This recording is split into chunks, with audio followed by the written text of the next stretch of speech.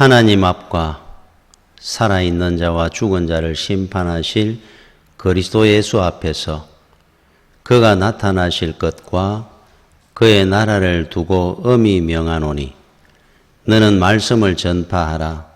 때를 얻든지 못 얻든지 항상 힘쓰라. 범사의 오래 참음과 가르침으로 경책하며 경계하며 권하라. 7, 8절 읽겠습니다. 나는 선한 싸움을 싸우고 나의 달려갈 길을 마치고 믿음을 지켰으니 이제 후로는 나를 위하여 의의 면류관이 예비되었으므로 주 곧 의로우신 재판장이 그날에 내게 주실 것이며 내게만 아니라 주의 나타나심을 사모하는 모든 자에게 도니라. 아멘. 중국의 그 금원 중에 9일신, 1일신, 우일신 하는 말이 있습니다. 아마 제가 어느 해인가 새해를 시작하면서 이 금언을 말씀드린 적이 있습니다. 이 금언은, 이 경구는 중국 그 사서 중에 대학에 나오는 경구입니다. 그래서 9일신, 1일신, 우일신 하는 뜻은 진실로 하루가 새로워지려면은 나날이 새롭게 되고 또 날로 새롭게 하라. 뭔 말인가 어렵죠. 진실로 하루가 여러분이 새로워지려고 하면은 매일매일이 늘 새롭게 돼야 됩니다. 매일매일을 허투르고 의미 없이 그냥 하루를 시작하지 말고 또 새롭게 하루를 자꾸 살아가다 보면은 언젠가는 하루가 진실로 새로워지는 날이 인생이 될 수 있다는 거예요. 그러니까 하루를 새롭게 되려고 노력하고 매일매일을 새롭게 살아가다 보면은 진실로 하루가 새롭게 된다. 자, 이 경구는 그 기원전 18세기경, 기원전에 18세기경에 그 하나라를 멸망시킨 은나라의 그 초대왕, 탕왕에 의해서 유명해진 경구입니다. 탕왕이 이 경구를, 이 문장을 자기가 매일 목욕하는 욕조에 새겨놔 놓고 매일 이 경구를 읽었다 그럽니다. 새 나라를 세우면서 새로운 마음으로 다스려야 되겠다 하는 의미일 겁니다. 그래서 진실로 하루가 새로워지려면 나날이 새롭게 하고 또 날로 새롭게 하라. 그런데 중요한 거는 이 경구를 들으면은, 이 금언을 들으면은 정말 의미가 있습니다. 참 짧은 인생길에 하루하루 새롭게 보내야 됩니다. 새로운 마음으로. 늘 하루 살듯이 습관적으로 살아가서 되는 것이 아니라 그렇게 서로 다짐하고 결단하고 수양하면서. 그런데 이게 과연 인간의 힘으로 될 수 있는 부분일까? 그렇게 의지로 될 수 있다고 한다면 탕왕이 매일 욕조에다 새겨놔 놓고 읽었겠습니까? 읽으면 가능하다면 매일 읽어도 그게 불가능하니까 아마 매일 보면서 다짐을 했겠죠. 이사야 선지자를 통해 하나님께서는 이렇게 말씀을 했습니다. 너희는 인생을 이사야 2장 22절에 너희는 인생을 의지하지 말라. 그의 호흡은 코에 있나니 새말 가치가 어디 있느냐. 인생 의지하지 말라는 겁니다. 내 나이가 40이다, 50이다, 70이다. 코끝에 호흡이 내쉬다가 들이마시지 않는 그것이 죽음인데 무슨 인생을 의지할 것이 있겠느냐. 내 나이가 젊다고 해서 더 오래 살 거라는 보장도 없는 인생을 자, 그러면서 시편 146편 4절에 그의 호흡이 끊어지면 흙으로 돌아갔어. 자, 인생은 영혼이 빠져나오면 흙이 됩니다. 그날에 그의 생각이 소멸하리로다. 그의 생각, 이게 세번역에는 그의 계획하는 뜻이에요. 그의 계획이 바로 그날부로 사라지리로다 하는 뜻입니다. 자, 우리는 많은 계획을 세웁니다. 그리고 앞으로 10년, 20년 뒤도 우리가 생각하며 사는데 그게 무슨 소용이 있겠느냐 하는 겁니다. 그 어느 장로님이 큰 사업을 하셨던 분이 있어요. 이분이 이제 회사를 설립하면 큰 공장을, 이제 생산할 공장을 부지도 사고, 건물도 짓고, 수백억대 들여가지고 기계도 넣고, 그래서 이분이 그동안 평생을 벌었던, 사회가 벌었는 걸 다 투자를 한 겁니다. 이제 이걸로 해서 마지막 사업입니다. 많은 꿈이 있었고 계획이 있었을 겁니다. 그리고 이제 다 건립이 됐습니다. 지인들부터 해서 초청할 많은 분들이 초대장을 보냈고, 그래서 그 날이 이제 내일입니다. 내일 오전 10시에 이제 행사를 합니다. 그날 밤에 장로님이 돌아가셨어요. 다 무산이 되고 그 공장 회사는 다른 사람에게 넘어갔다 그럽니다. 뭐 할 사람이 없으니까 자기가 하다가. 안타깝지 않습니까? 이런 거 들으니까. 그분이 만약에 그 전날 밤에 인생의 마감임을 본인이 알았더라면 거의 뭐 1년에 걸쳐가 그렇게 준비하고 공장을 부지를 사러 다니고 설립하고 막 그렇게 힘썼겠습니까? 쉬도 그 아까울 시간에. 그러면 우리 인생의 마감날은 언제일까? 아무도 모른다는 거죠. 자, 이게 우리 인생의 한계입니다. 자, 그렇다고 한다면은 우리 의지와 결단으로 우리 인생을 새롭게 살아갈 수 있을까? 불가능합니다. 여러분들이 아무리 결심해 보십시오. 작심 3일도 안 되는데 우리 보통 결심하는 것도 우리 마음이고 정신이고 새롭게 변화된다. 이게 우리 결단이나 의지로 안 된다는 거지 않습니까? 그래서 탕왕이 매일 읽었을 거 아니에요. 그러면 불가능한 일을 우리는 한다고 그냥 검은에 적어놔 놓고 보기만 하는 겁니까? 사도행전 3장 19절에 이런 말씀이 나옵니다. 그러므로 너희가 회개하고 돌이켜 죄 없이 함을 받아라. 회개라는 것은 가던 길을 딱 돌아서는 겁니다. 죄 없이 함을 받아라. 구원받고 예수 믿고 구원받아라 하는 뜻이에요. 자, 그러면은 이같이 하면은 새롭게 되는 날이 주 앞으로부터 이를 것이고 새로워진다 그럽니다. 이것이 새롭게 되는 겁니다. 여러분들의 결단이나 의지나 수백 번 다짐해도 못합니다. 회개하고 구원받고 예수 믿고 신실하게 여러분이 살아가는 순간에 우리의 모든 날들은 새롭게 된다 그럽니다. 모든 것들이. 자, 그러면 가던 길을 돌아서는 겁니다. 이제 회개하고 예수 열심히 잘 믿는 겁니다. 지금까지는 나를 위해 살았습니다. 세상을 보고 살았습니다. 이제 돌아서는 겁니다. 이제부터 하나님의 영광을 위해 삽니다. 하나님이 나에 주신 사명을 가지고 살게 되는 겁니다. 그렇게 되면은 9일신, 1일신, 5일신의 이런 삶이 이루어진다고 주님이 말씀을 합니다. 다른 길은 없습니다. 왜 우리가 이렇게 살아야 되느냐? 주의 영광을 위해서, 우리의 사명을 위해서. 첫째는 우리 인생을 가치 있게 살기 위함입니다.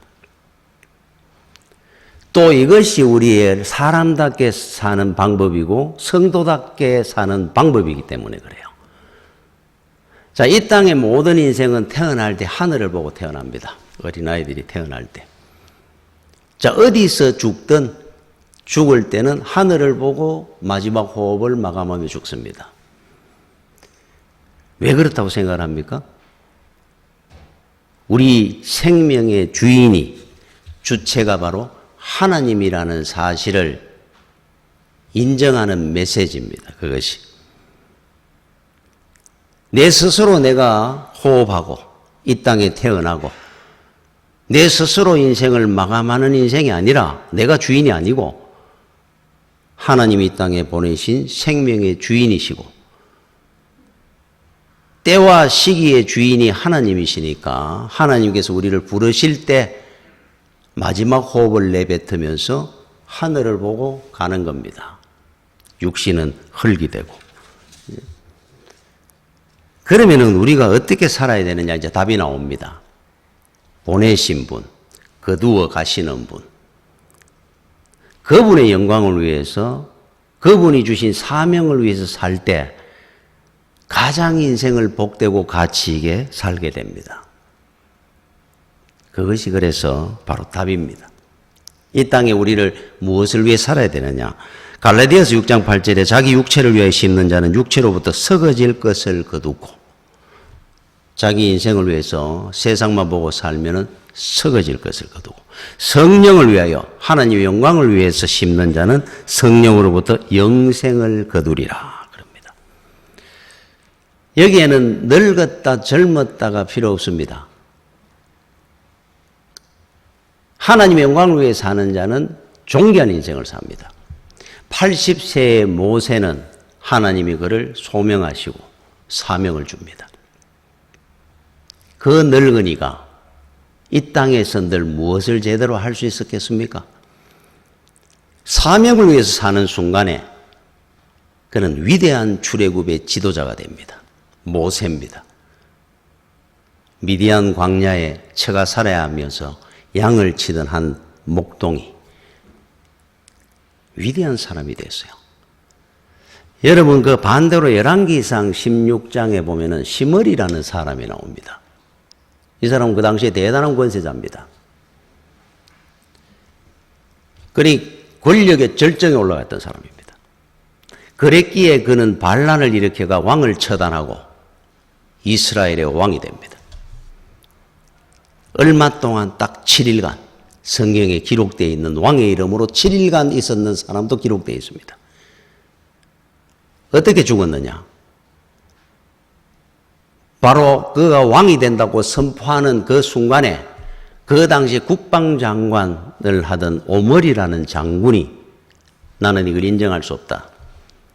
그래가지고 결국 또 다른 반란이 일어나고 그들이 진압되면서 패배하고 시므리가 그에게 손을 들고 항복하기가 부끄러워가지고 수치스럽다 해가지고 왕궁에 불을 지르고 자결을 합니다. 불에 타 죽습니다.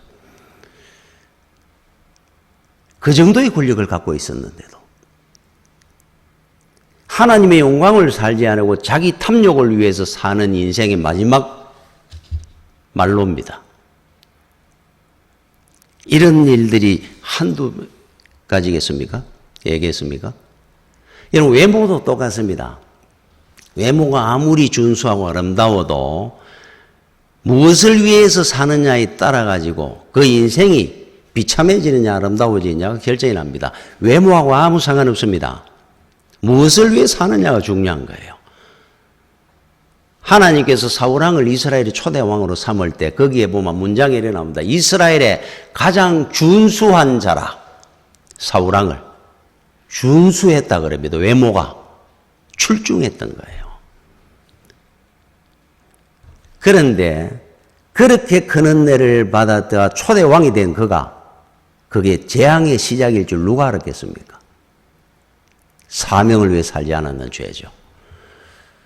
여러분, 반대로 성경에 나오는 인물 중에 외모가 그렇게 못생겼다고 이름 나 있는 사람을 압니까? 외모 문제로. 아마 사도 바울도 그렇다고 하더라고요. 그런데 외모가 못생겼다고 이름이 나 있었던 사람이 바로 누구냐면 엘리사입니다. 외모가 굉장히 못생겼던 모양이에요. 그런데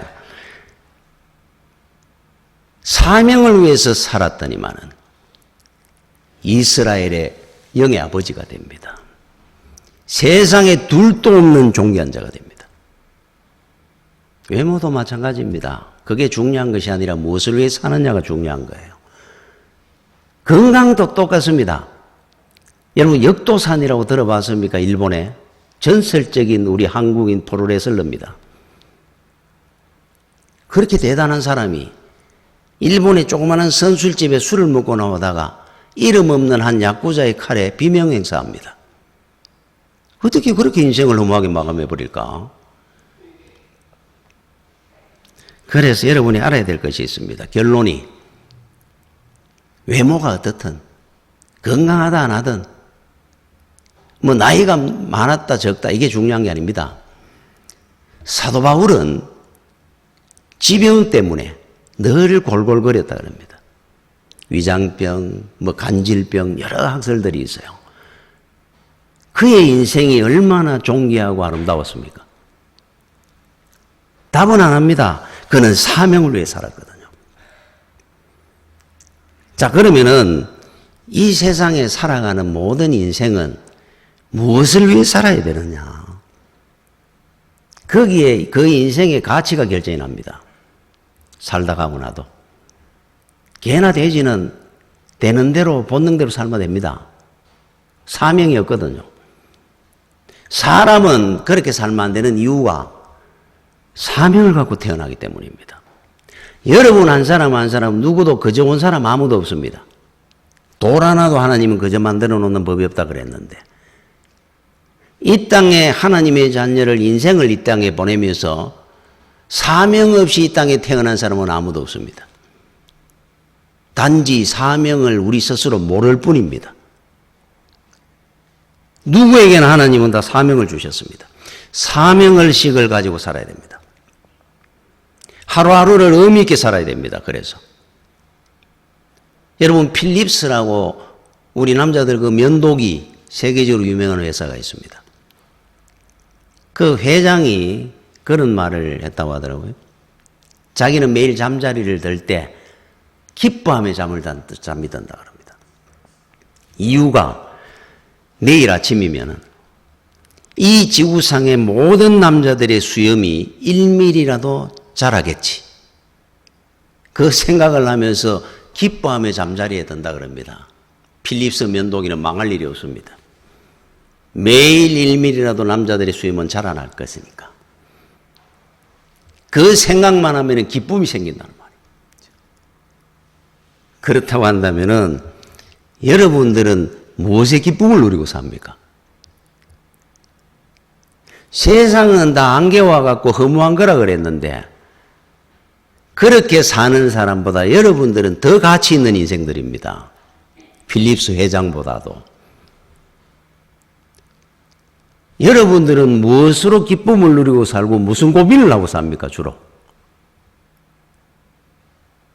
무슨 생각을 하면서 잠자리에 들고 있습니까? 사명이 있는 사람이라고 한다면은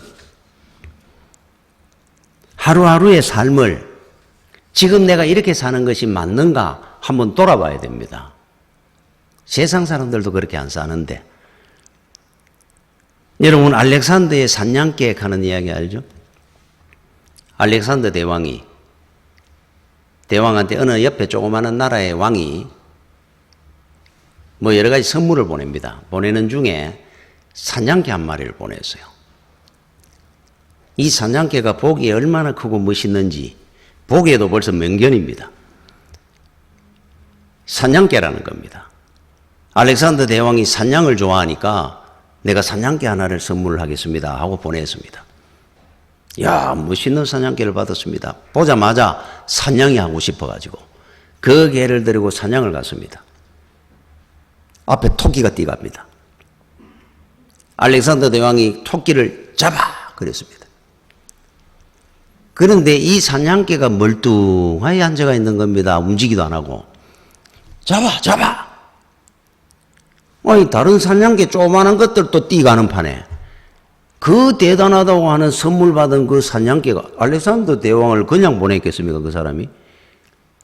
보지도 안 하고 가만 노루가 한 마리 뛰갑니다. 노루다 잡아 이래 보고 있습니다. 같이 구경하고. 이게 뭐 이런 사냥개가 있어 이거. 토끼 노루도 못 잡는 사냥개를 나한테 선물했다는 거야? 알렉산더 대왕한테? 그렇다고 죄 없는 개를 죽일 수도 없고. 그래서 신하한테 시깁니다. 저 개는 쓸모없는 개니까 왕궁 뒷뜰에다가 묶어놔놓고 밥이나 주고 그냥 살리라. 다시는 사냥을 할 때 데리고 나오지 마라. 도대체 나를 어떻게 알고 저런 사냥개를 선물했단 말이냐. 세월이 지났습니다. 한 1년쯤 지나가지고 그 왕을 다시 만나게 됐어요. 그 이야기를 꺼낸 겁니다. 마침. 아니 그때 저한테 사냥개를 선물을 했는데 토끼 노루도 못 잡는 사냥개를 왜 내한테 선물을 했느냐. 그랬더니만은 그 왕이 깜짝 놀라면서 아니 토끼 노루라니요. 그게 얼마나 대단한 사냥개인데 거기에는 호랑이나 곰이나 맹수를 잡는 사냥개입니다. 그런 사냥개 보고 토끼 잡으라 그러니까 토끼를 안 잡죠 당연히. 토끼나 노루를 보고 구경이나 하지 지 상대가 아니고 지가 훈련받은 것이 아니니까 그거는. 다른 개들은 호랑이를 보고 도망을 가지면 이 개는 호랑이도 잡는 사냥개입니다. 아 그러냐고. 이렇게 대단한 사냥개를 보고 토끼 잡으라 그러니까. 자 여러분들은 사명을 감당한다는 의미가 어떤 건 줄 압니까? 왜 가치있어진다는 줄 압니까? 하나님께서 맡긴 그 일을 하나님이 주신 사명을 감당하는 것은 세상을 쫓아 사는 사람과는 비교가 안 됩니다. 토끼 노루잡으로 뛰다니는 그 개들, 우리 개로 비유하면 호랑이하고 싸우는 개하고 비교가 안 되듯이 사도 바울은 세상을 뭐라고 그랬는 줄 압니까? 빌립보 3장 8절에 또한 모든 것을 해로 여김은 내 주 그리스도 예수를 아는 지식이 가장 고상하기 때문이라. 내가 그를 위하여 모든 것을 잃어버리고 배설물로 여김은 그리스도를 얻기 위함이라. 세상의 권세고 재물이고 명예고 사도 바울 대단한 분이었거든요. 집안 굉장히 좋았습니다. 공부를 그렇게 많이 했습니다. 20대 중반에 권력의 중심부까지 올라가서 출세했는 사람이에요. 사도 바울이. 군대를 끌고 다메섹에 예수 믿는 사람 잡으러 다닐 정도로. 그런데 사도 바울이 예수를 알고 나니까 세상 권세고 명예고 재물이고 뭐 지식이고 배설물 같더라. 그러면 세상 쫓아 사는 사람은 뭡니까? 우리가 만약에 호랑이 잡는 사냥개라면은 성도가 사명 있는 자들은 개로 비유하마. 세상을 쫓는 사람들은 똥개라는 말이잖아요. 비교가 안 됩니다. 비교가. 사명을 위해 사는 것이 이렇게 귀한 겁니다. 하나님이 그를 존귀한 자로 세울 뿐만 아니고 우리가 하는 사명, 목표, 일이 다릅니다. 일이 세상 거하고. 영생과 있다가 없어지는 안개 같은 거하고. 그 일을 위해서 우리는 이 땅에 존재하는 겁니다. 성도는. 원래 그저 밥 먹고 살기 위해서 있는 것이 아니라. 그래서 사상가 힐티라는 분은 그런 말을 했어요. 인간에게 생애 최고의 날은, 우리에게 생애 최고의 날은 자기 사명을 발견하는 날이다 그랬어요. 나한테 주어진 하나님이 주신 사명이 있습니다. 이거 발견하는 날이 생애 최고의 날이 될 것이다. 왜 그러냐면 그날부터 인생이 달라질 거니까. 가장 복되고 가치 있는 인생이 될 거니까. 그날 발견하는 게 최고의 날이 안 되겠습니까? 그렇게 보면은. 여러분, 나폴레옹은 세인트 헬레나 섬에 죽기 얼마 전에 마지막으로 했는 말 중에 이런 말을 했어요. 황제였지 않습니까? 한 50년 살다 가면서. 내 인생에 진정으로 기뻐했던 날은 6일밖에 없다 이랬어요. 6일은 어떤 날인가는 모르겠습니다만은 황제로 거의 50년 가까이 살았던 분이 어떻게 기쁘고 좋은 날이 6일밖에 없었다 그럽니다. 자, 그러면은 사도 바울한테 여러분이 한번 물어보십시오. 바울 사도님은 이 땅에 있을 때 기쁘고 좋은 날이 며칠이었습니까? 하루도 기쁘고 좋지 않은 날이 없었습니다. 예수 믿고 난 이후부터. 그렇게 말할 겁니다. 다나카 여사처럼 팔이고 다리고 다 잃어버리고도 내 인생의 삶은 황홀하도다 했는데, 사명을 가지고 사는 사람하고 세상의 어떤 권세든 다 누리고 사는 사람하고의 차이입니다. 이게 비교가 안 됩니다. 비교가. 자, 그러면은 여러분들한테 제가 한번 물어보려고 그래요. 여러분들에게 주어진 사명은 무엇입니까? 각자 한 사람에게 하나님은 다 사명을 저한테도 사명을 주시고, 사명 없이 이 땅에 태어난 사람은 아무도 없는데 누가 사명을 감당하다가 하나님 앞에 서느냐? 그 차이일 겁니다. 그러면은 사명을 알아야 될 거 아닙니까? 나한테 주어진 사명 다 다릅니다. 그걸 알아야 되는 거예요. 사명이 무엇인가 여러분 스스로 한번 생각해 보십시오. 하나님이 나한테 준 사명은 무엇일까? 이것이 나에게 주신 사명이다. 오늘 여러분들은 생애 최고의 날이 될 겁니다. 그러면 우리 아이를 키울 때도 어떤 교육보다 사명을 교육시켜야 됩니다. 여러분, 감리교 창시자 웨슬레의 어머니 수잔나는 자녀를 19명 낳았습니다. 웨슬레의 형제 자매들이 19명입니다. 그런데 거기에 찰스 웨슬레, 요한 웨슬레, 대단한 사람들이 19명이다. 이름이 다 우리가 알려지지는 않지만은 그 중에 어느 한 자식도 인생도 비천하게 살다간 사람 한 명도 없습니다. 그 아이들이 19명을 어떻게 키웠을까? 수잔나는 19명을 그 가난한 집에 쫙 줄을 서가 잡니다. 어느 하루도 기도 안 하고 재운 날이 없었다 그럽니다. 그러면 자기 전에 한나야한테 머리에 기도를 합니다. 요한 웨슬레, 찰스 웨슬레 쫙 이름을 축복 기도를 합니다. 19명의 아이들이 자기 전에 누워서 다 들을 거 아닙니까? 같이 19번 기도를 합니다. 기도를 할 때마다 마지막에 질문을 합니다. 그것도 아이들이 다 들을 거예요. 묻습니다. 요한 웨슬레에게. 너는 누구냐?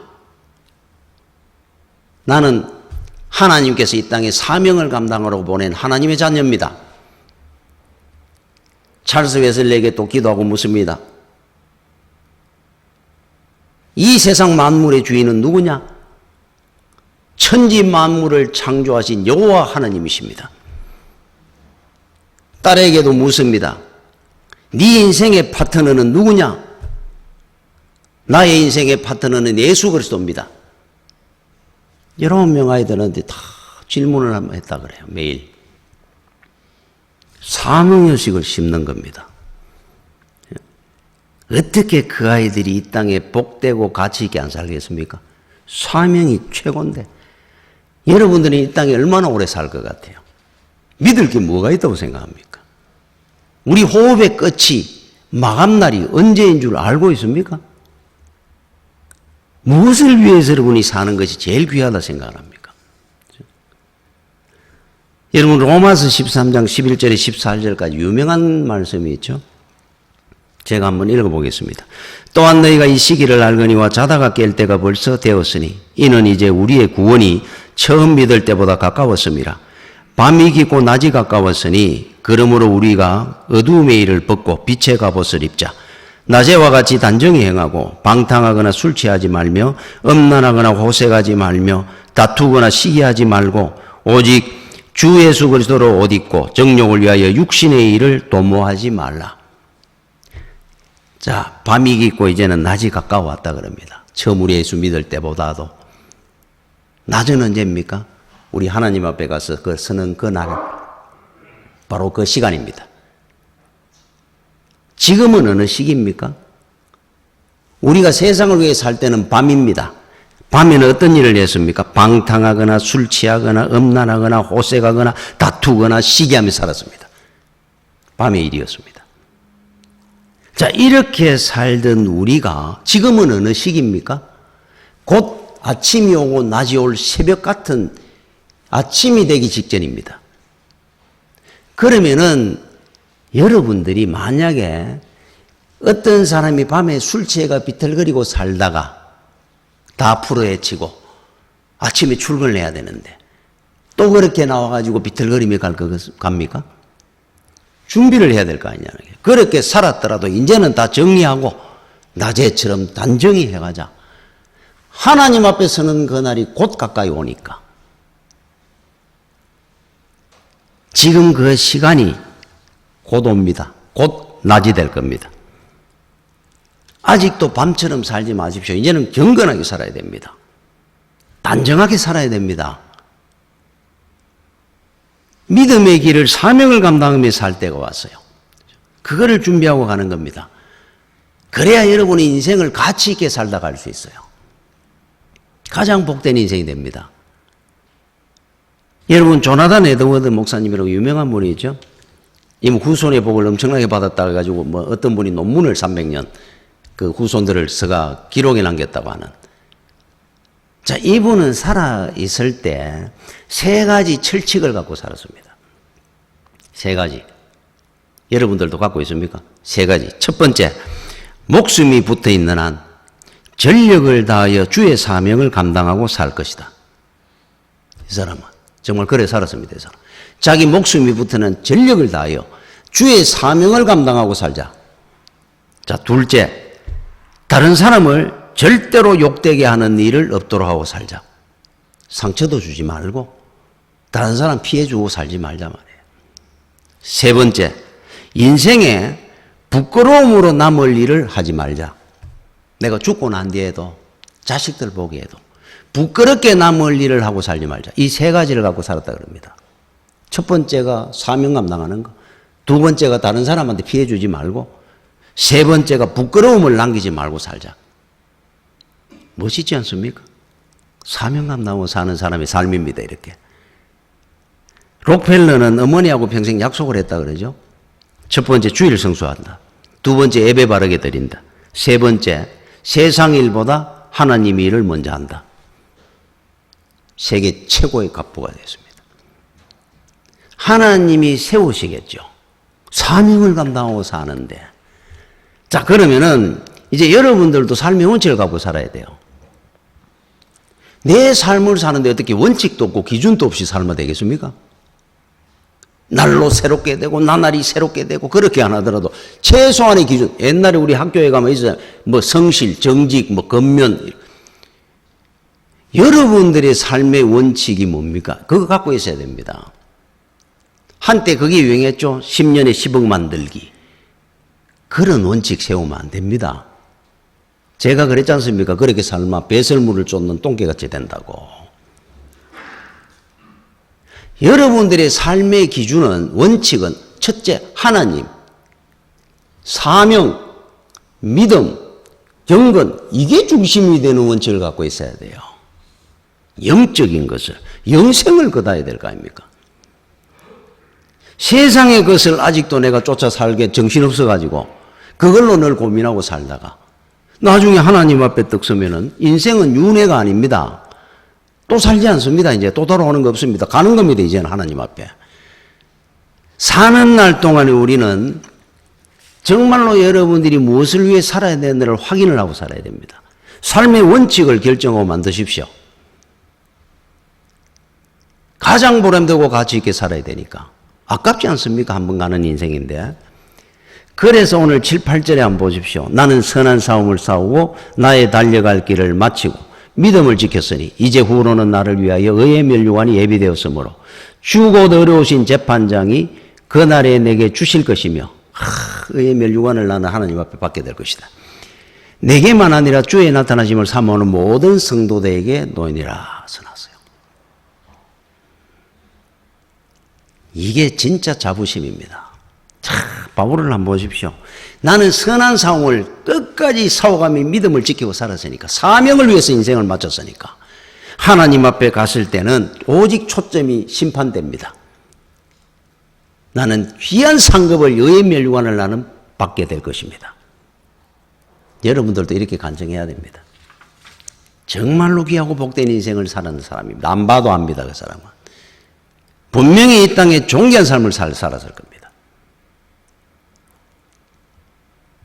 그날에 가면은 여러분들이 이 땅에 거두고 뭐 했는 그거 다 소용없습니다. 사명을 위해 살은 기록만이 남아있을 겁니다. 이순철 선수라는 분이 있어요. 프로야구 선수입니다. 옛날에. 이분은 그 야구를 굉장히 잘했습니다. 지금은 그 야구 해설자로 있습니다. 야구 그 중계할 때 해설합니다. 그 통산 타율이 그 이성엽 선수는 홈런이 뭐 400 몇십 개를 쳤죠, 우리나라에서. 그럼 홈런 왕 하면 이성엽입니다. 이 사람은 야구를 평균적으로 다 잘했어요. 뭐 도루 왕도 했고. 그런데 이 사람이 통산 타율이 2할 6푼 5리더라고요. 보통 야구 잘한다 하면 통산 타율이 한 3할 이상 되지 않습니까? 근데 2할 6푼 5리인데도 불구하고 야구를 굉장히 잘하는 사람으로 인정을 받습니다. 뭐 수비도 잘하고 도루도 잘하고 야구 센서가 막 뛰어났던 사람이에요. 근데 이 사람이 이런 말을 했습니다. 자기가 야구 현역 시절에 어릴 때 몰랐다는 거예요. 뭐를 몰랐느냐 하니까 야구 선수는 기록으로 남는다는 사실의 중요성을 몰랐다 그래요. 아마 그랬을 것 같습니다. 그 당시에. 그러니까 훈련 가서도 농대도 부리고 감독 안 보면 나무 밑에 쉬고 훈련 안 하고 또 시합하는 리그 중에도 시합하는 전날 밤새도록 술을 먹어가지고 그 다음날 시합을 갔는데 공이 안 보이더라 그럽니다. 그래갖고 뭐 오타수 무안타도 친 적도 있고 이분이 자기가 했는 말이에요. 그런데 이제 은퇴를 하고 나이가 들어가 해설을 하고 이러면서 보니까 지금은 이순철 선수 가면 모릅니다. 어린애들은. 기록만 남아 있습니다. 한국 프로야구가 있는 동안에는 이 사람의 기록은 영원합니다. 그때 진작 내가 이걸 알았더라면은 좀 중요하게 생각을 했더라면은 더 열심히 훈련하고 시합 전날 술 안 먹고 내가 몸 관리 잘해가지고 그렇게 했더라면은 통산 타율도 내가 몇 푼은 더 올렸을 것 같고 도루도 얼마는 더 했을 것 같고 더 좋은 기록을 자기가 남겼을 것 같아요. 그런데 그 당시에는 그걸 그렇게 중요하게 생각을 못 했다 그럽니다. 그냥 뭐 같이 놀기도 하고 야구도 하고 뭐 술도 먹고 몸 관리도 제대로 안 한 적도 있고 지금 생각하니 그게 제일 후회된다 그러더라고요. 그래서 후배들한테 하고 싶은 말이 그거라 그럽니다. 기록은 영원하니까 지금 열심히 운동하고 좋은 기록을 남기도록 살아라. 너희들은 나처럼 리그 중에 술도 먹고 그냥 대강대강 이래 운동하지 마라. 그거 잘했는 분이거든요. 저도 그 이야기를 딱 듣는데 그런 생각이 들어요. 그런 이야기를 들었습니다. 이 선수들이랑 이야기하는 중에 뭐 그 전날 술을 제가 뭐 설사를 만나가 저도 저분들도 그렇게 하는구나. 그렇게 중요하게 생각을 안 하고 사는 겁니다. 매일 똑같이 사니까. 후회될 것 같아요, 진짜. 그래서 더 좋은 기록을 남겨놓을 수 있었는데, 여러분, 똑같은 원리입니다. 나중에 여러분들이 이 땅에서, 그때 내가 그게 했으면 돈 벌었을 건데, 그때 내가 이 사업 하지 말고 저 사업 했었어야 되는데, 그거 여러분 후회할 것 같습니까? 아니면은, 내가 이 땅에 사는 동안에 주의 사명을 위해서 내가 더 열심히 헌신하고, 더 열심히 기도하고, 더 열심히 믿음 생활 못한 걸 여러분이 후회할 것 같습니까? 하나님 앞에 갔을 때. 기록에 남는데, 영원히. 내가 진작 알았으면은, 하나님 앞에 더 좋은 기록을 위해서 전력으로 내가 주를 위해 살았을 것을. 세상에 그거 아무것도 아닌데, 그저 그렇게 내가 되는 대로 살았구나. 여러분 후회되지 않도록 사명을 위해서 사십시오. 진짜 가치 있는 인생이 될 겁니다. 여러분의 사명은 뭡니까? 여러분 각자에 주어진 사명이 있습니다. 지금까지 몰랐다는 겁니까? 오늘이라도 여러분이 깊이 생각하셔서 하나님이 나한테 주신 사명은 이것이다. 깨닫게 된다면은 여러분 인생 최고의 날이 될 것이고 오늘 이후의 삶은 여러분이 진정 새로운 인생이 될 줄로 믿습니다. 기도하겠습니다. 주여 은혜를 감사를 드립니다. 이 땅에 사는 날 동안에 나를 위해 사는 자가 아니라 주를 위해 살게 해주시며 이 땅에 안개 같은 이 세상을 위해서 아버지 목표로 살아가는 자가 아니라 하나님의 영광을 위해 사명을 위해 사는 주의 성도들이 되게 하여 주시옵소서. 예수님 이름으로 기도드립니다. 아멘.